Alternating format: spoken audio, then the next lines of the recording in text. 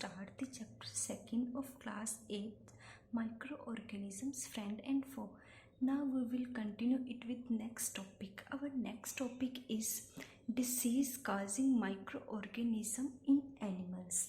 Animals में जो जिस माइक्रो ऑर्गेनिजम्स की वजह से डिसीज़ होती है, अब हम उसको डिस्कस करेंगे. जो डिसीज़ होती है वो है, फर्स्ट डिसीज़ है एंथ्रेक्स. एंथ्रेक्स एक बहुत ही डेंजरस डिसीज़ है जो मेनली ह्यूमंस और कैटल में पाई जाती है.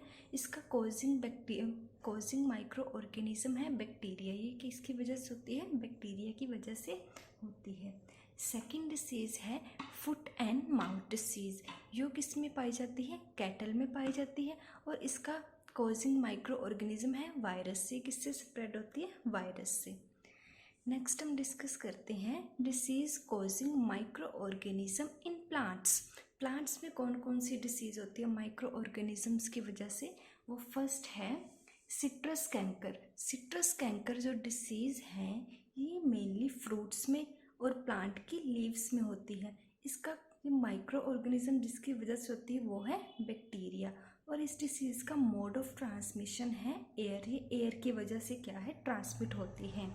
Second disease is rust of wheat. ये क्या है? गेहूं के जो फसल होती है ये उसमें होती है और ये एक फंगल डिसीज़ है. और ये डिसीज़ का कॉजिंग माइक्रो ऑर्गेनिज्म है फंगी. ये फंगी की वजह से स्प्रेड होती है और इसका मोड ऑफ ट्रांसमिशन क्या है? एयर या ये सीड से क्या है? ट्रांसमिट होती है. थर्ड डिसीज़ है येलो वेन मोसेक ऑफ भिंडी, जिसे हम ओकरा भी बोलते हैं. ये डिसीज़ किसकी वजह से फैलती है? ये वायरस की वजह से फैलती है और इसका मोड ऑफ ट्रांसमिशन है इंसेक्ट. ये मेनली किसकी वजह से स्प्रेड होती है, ट्रांसमिट होती है? इंसेक्ट्स की वजह से ट्रांसमिट होती है. नेक्स्ट हम बात करेंगे फूड प्रिजर्वेशंस. मतलब फूड को हम कैसे प्रिजर्व कर सकते हैं माइक्रो ऑर्गेनिज्म से. फूड को प्रिजर्व करने के लिए फर्स्ट है केमिकल मेथड. हम बात करेंगे केमिकल मेथड से हम फूड को कैसे प्रिजर्व कर सकते हैं. फूड को प्रिजर्व करने के लिए हम क्या करते हैं? इसमें क्या ऐड करते हैं? साल्ट ऐड करते हैं और कुछ एसिड भी ऐड करते हैं. जैसे आपने घरों में देखा होगा, हम क्या करते हैं? पिकल यानी कि अचार में हम क्या डाल देते हैं? नमक डालते हैं, जिससे क्या है वो ज़्यादा टाइम तक बचा रहता है, मीन्स ख़राब नहीं होता है. इससे क्या होता है? उसमें साल्ट डालने से वो क्या है? माइक्रो ऑर्गेनिज्म जो क्या उस पर अटैक नहीं कर पाते. जो एसिड्स मेनली यूज़ किए जाते हैं वो है सोडियम बेंजोएट और सोडियम मेटाबाइसल्फेट. ये क्या है? कॉमन प्रिजर्वेटिव्स हैं. कौन कौन से common preservatives? Sodium benzoate and sodium metabisulphide. अब हम बात करते हैं preservation by common salt. Common salt से हम किस किस को प्रिजर्व रख सकते हैं? जैसे मीट, फिश, आंवला, रो मैंगोज. इनको हम क्या करते हैं? कॉमन साल्ट की वजह से क्या इसको हम प्रिजर्व रख सकते हैं. एक शुगर है उसको भी हम एज अ प्रिजर्वेटिव यूज़ करते हैं. Preservation bye sugar. इससे हम जैम्स, जेलीज को प्रिजर्व करके रख सकते हैं. शुगर क्या हेल्प करती है? ये क्या है? मॉइस्चर को क्या कर देती है? रिड्यूस कर देती है, जिससे क्या है? बैक्टीरिया क्या है? ग्रोथ नहीं कर पाते हैं और यह कि हमारा फूड क्या है? स्पॉइल नहीं होता.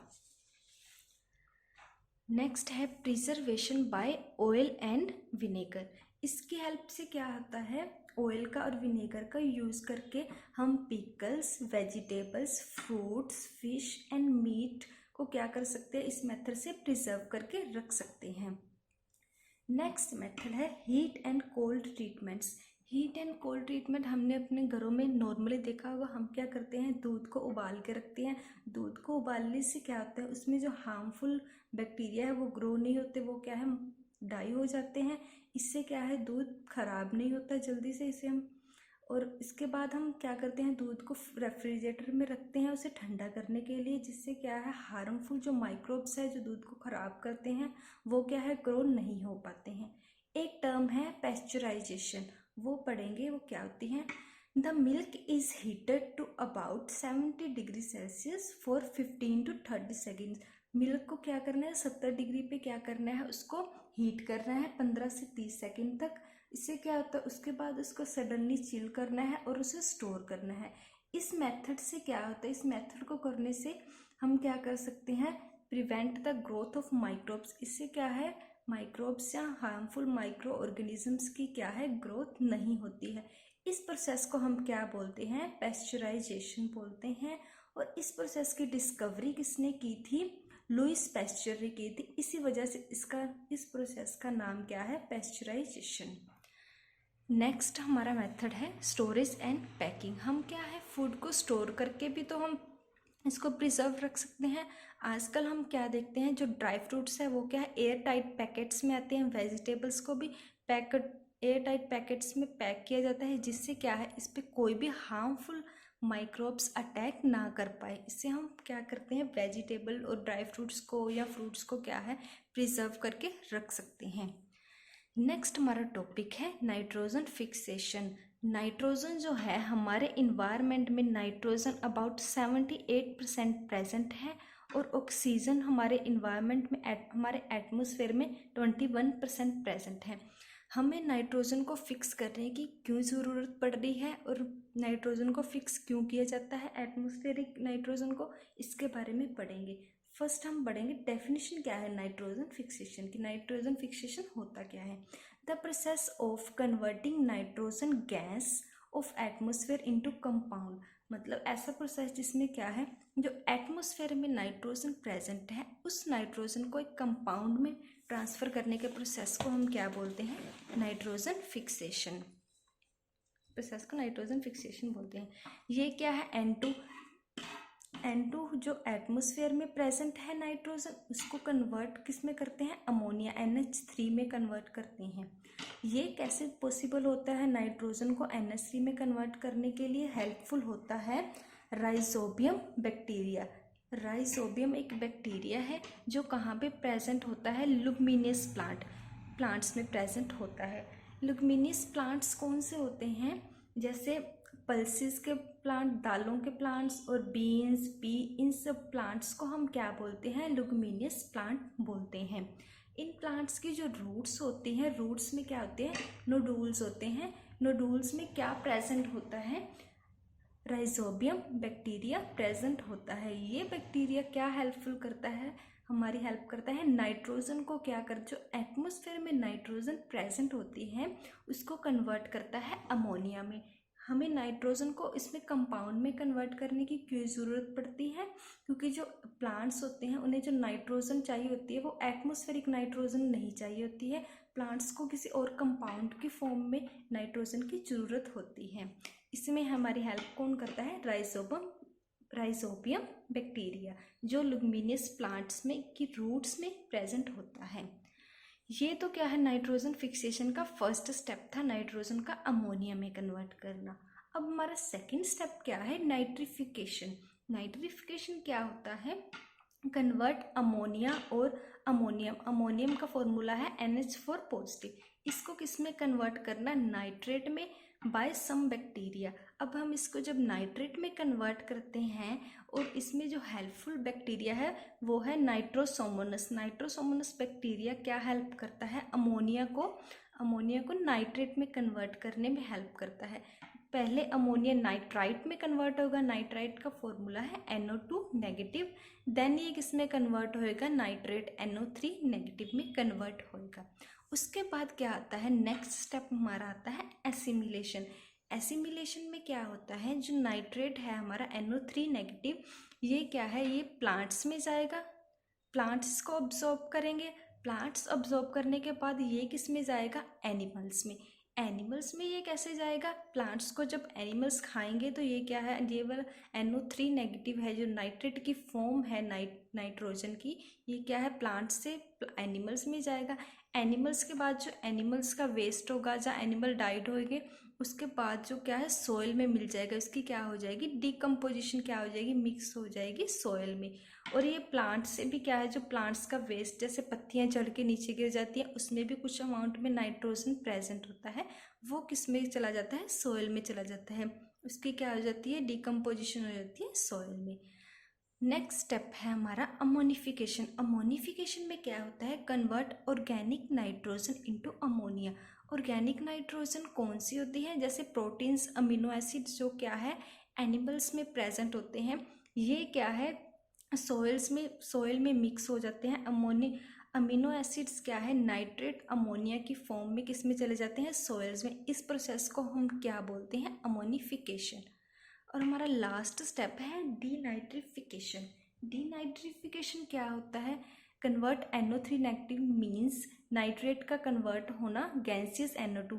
लास्ट स्टेप में क्या होता है, जो NO3 है वापस किस में कन्वर्ट हो जाती है, ये NO2 में, N2 में कन्वर्ट हो जाती है। किस बैक्टीरिया की वजह से ये होती है, एनएरोबिक बैक्टीरिया की वजह से ये किस में कन्वर्ट हो जाती है, N2 में। नाइट्रोजन उसी एटमॉस्फेरिक फॉर्म में वापस हो जाती है। अब हमने जो ये प्रोसेस पढ़ा इसको नाइट्रोजन साइकिल बोलते हैं। अब हम पढ़ेंगे नाइट्रोजन साइकिल। नाइट्रोजन साइकिल में क्या होता है, जो नाइट्रोजन है एटमॉस्फेयर में वो N2 की फॉर्म में प्रेजेंट है। ये सबसे पहले हमने क्या स्टेप पढ़ा था, नाइट्रोजन फिक्सेशन, मतलब नाइट्रोजन फिक्स होती है। किसकी वजह से नाइट्रोजन फिक्स हो रही है, राइजोबियम बैक्टीरिया की वजह से फिक्स हो रही है। नाइट्रोजन फिक्सेशन में क्या होता है, जो N2 है वो किस में ट्रांसफ़र हो रही है, NH3 की फॉर्म में जो है अमोनिया, और NH4 की फॉर्म में जो है अमोनियम। इन दोनों की फॉर्म में क्या है, ये ट्रांसफ़र हो रही है। इसके बाद क्या होता है, अमोनिया के बाद नेक्स्ट स्टेप आता है हमारा नाइट्रिफिकेशन। नाइट्रिफिकेशन में क्या होता है, नाइट्रोसोमोनस बैक्टीरिया की वजह से क्या हो रहा है, जो अमोनिया है वो ट्रांसफ़र हो रहा है, वो कन्वर्ट हो रहा है नाइट्राइट में या नाइट्रेट में। सबसे पहले किस में कन्वर्ट होएगा, नाइट्राइट में NO2 नेगेटिव में, उसके बाद ये कन्वर्ट होएगा नाइट्रेट में NO3 नेगेटिव में। नाइट्रेट में कन्वर्ट होने के बाद हमने स्टेप पढ़ा था एसिमिलेशन। एसिमिलेशन में क्या होता है, ये क्या है, प्लांट इसको नाइट्रोजन को क्या कर लेते हैं, अब्सॉर्ब कर लेते हैं। इसमें प्लांट्स में ये नाइट्रोजन एसिमिलेट हो जाती है नाइट्रेट की फॉर्म में। प्लांट्स के बाद ये ट्रांसफ़र होती है किसमें, एनिमल्स में। एनिमल्स के बाद इसकी क्या होती है, एनिमल्स में जो न्यूक्लिक अमीनो एसिड्स प्रेजेंट होते हैं उसकी वजह से किसकी क्या होती है, अमोनिफिकेशन। अमोनिफिकेशन स्टेप के बाद क्या है, ये डायरेक्ट किस में कन्वर्ट हो जाता है, फिर से अमोनिया की फॉर्म में या अमोनियम की फॉर्म में कन्वर्ट हो जाता है। ये तो था नाइट्रोजन साइकिल। नाइट्रोजन साइकिल एक और प्रोसेस से भी होता है, वो है जैसे एटमॉस्फेयर में हमारी नाइट्रोजन प्रेजेंट है N2 की फॉर्म में। N2 की फॉर्म में ये प्रेजेंट है, ये सीधा स्टेप है लाइटनिंग। लाइटनिंग क्या होती है, जैसे बिजली का कड़कना, तब जो लाइट होती है उस लाइट की वजह से ये नाइट्रोजन जो है एटमॉस्फेयर में प्रेजेंट है, ये डायरेक्ट इस स्टेप को फॉलो करते हुए ये डायरेक्ट किस में, ये लाइटनिंग इसको डायरेक्ट नाइट्रेट में कन्वर्ट कर देती है या नाइट्राइट में कन्वर्ट कर देती है। ये किसकी वजह से हो रहा है, लाइटनिंग की वजह से हो रहा है। इसके बाद क्या आता है, जो ये नाइट्रेट है ये डायरेक्ट किस में कन्वर्ट कर देता है, हमने एक बैक्टीरिया पढ़ा था एनएरोबिक बैक्टीरिया। ये बैक्टीरिया जो है डायरेक्ट इस डीनाइट्रिफिकेशन करके इस नाइट्रेट को नाइट्रोजन जो एटमॉस्फेयर में प्रेजेंट है इसमें कन्वर्ट कर देता है। ये था हमारा nitrogen cycle. If you wanna go, then I'll be so lonely. If you're leaving, baby, let me down slowly. Let me down.